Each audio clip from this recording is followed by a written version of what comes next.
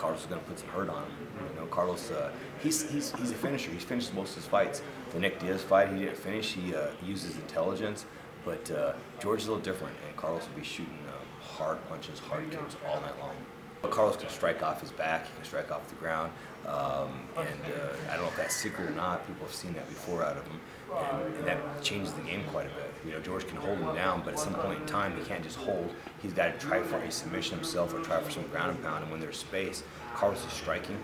He's working on his own submissions from there. I think he can scare George with his own submissions. My dad took me down to the gym, and I watched him practice, and I said, "Yep, that's it. That's what I want to do." Had you done any martial arts before that? Or? I wrestled, and I did like some boxing in the backyard with my friends. Watched lots of early '90s martial arts movies and got all my spin kicks from Jean-Claude Van Damme and that sort of thing, but never actually trained. Some days he works 7 days a week too much, but 6 days a week, Carlos is training for the fight. It's a 90-minute workout each day, or? Oh no, you know what?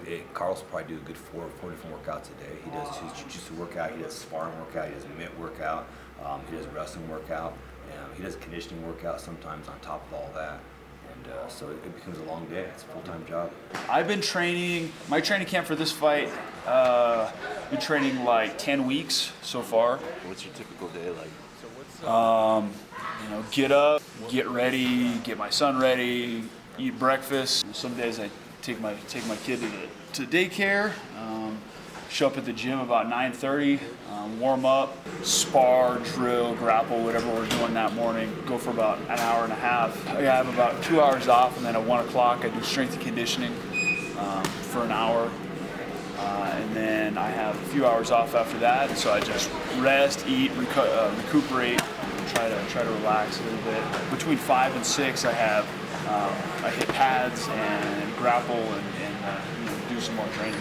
Why do you think the welterweight title, that decision was controversial? Why do you think people were critical of this?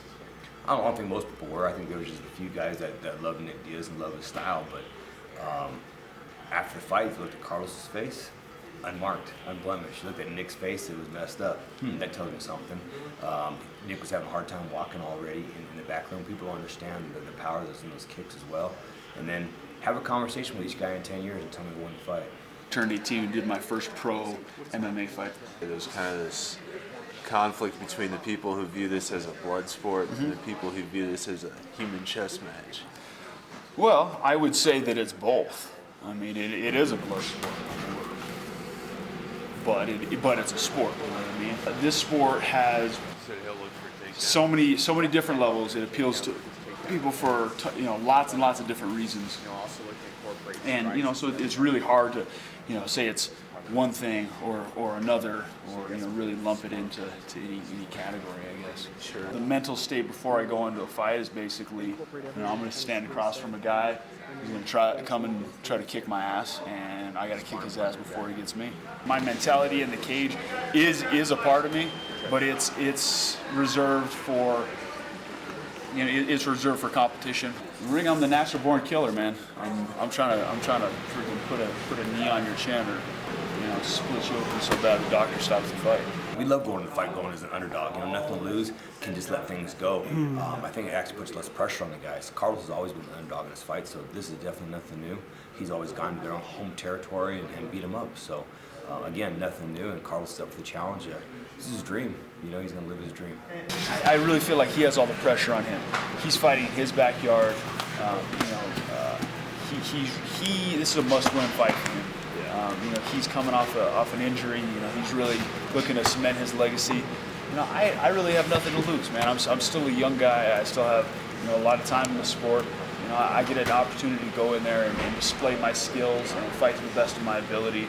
And I feel that I have the advantage because I'm the underdog and I have nothing to lose.